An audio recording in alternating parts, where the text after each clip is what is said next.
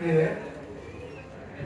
प्रिय आज कहीं मन मोर आनंद उल्लास भरी उठुଛି चतुर्दिगे शुभ चिन्ह मान देखा संभव किसी शुभ फल स्वामी मत मध्य सेपरी बोले କିଛି ସମୟ ପରେ ଜାଣନ୍ତୁ ସମସ୍ୟା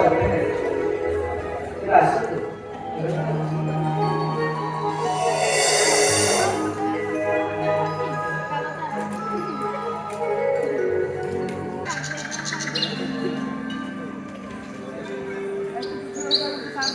ଅତି ଅନୁସାରେ ବସିଛନ୍ତି ଲୁଗାଦିନ ତାଙ୍କ ଚରଣ କରିବାକୁ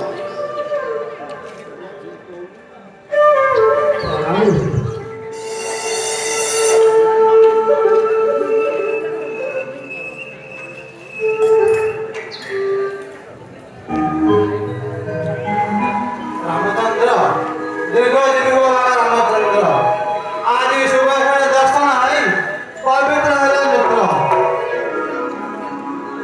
पति अनुसया जाओ शीघ्र सीता को संगे नहीं गोटिया निकट को जाओ अम्लान वस्त्र परिधान करी श्रीराम निकट को ले आस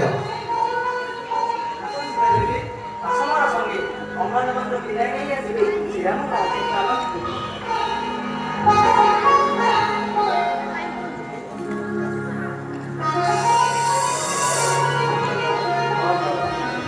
ଏବେ ତୁମର ସବୁ କୁଶଳ ତ ହଁ ମଣିବର ଆମର ସବୁ କୁଶଳ ଚିତ୍ରକୂଟରେ ବାସ କରି ରହିଥିଲେ କୁଳପତିଙ୍କ ସମସ୍ତ ଋଷିମାନଙ୍କର ଅଭିଯୋଗ ହେଲାରୁ ତ୍ୟାଗ କରି ଚିତ୍ରକୂଟ କର୍ଣ୍ଣଶାଳା ଆସିଲୁ ସ୍ଥାନେ ଆସି ଆପଣଙ୍କୁ ଦର୍ଶନ କରିବେ।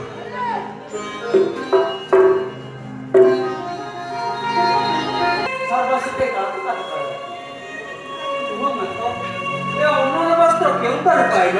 ଯଜ୍ଞନାଳ ଯାତ କରି ପିତାମହ ଦେଇଥିଲେ ସ୍ୱାମୀଙ୍କ ହସ୍ତରେ କହିଥିଲେ ଆସିବେ ଆଶ୍ରମେ ଆସିବେ ସୀତୟା ଦେବତାକୁ ଘର ସଜ୍ଜିତରେ ତୁମ ପାଇଁ ସଜାଇ ମୁଁ ରଖିଥିଲି। ଯାଅ ସାରିବି ଯାଅ।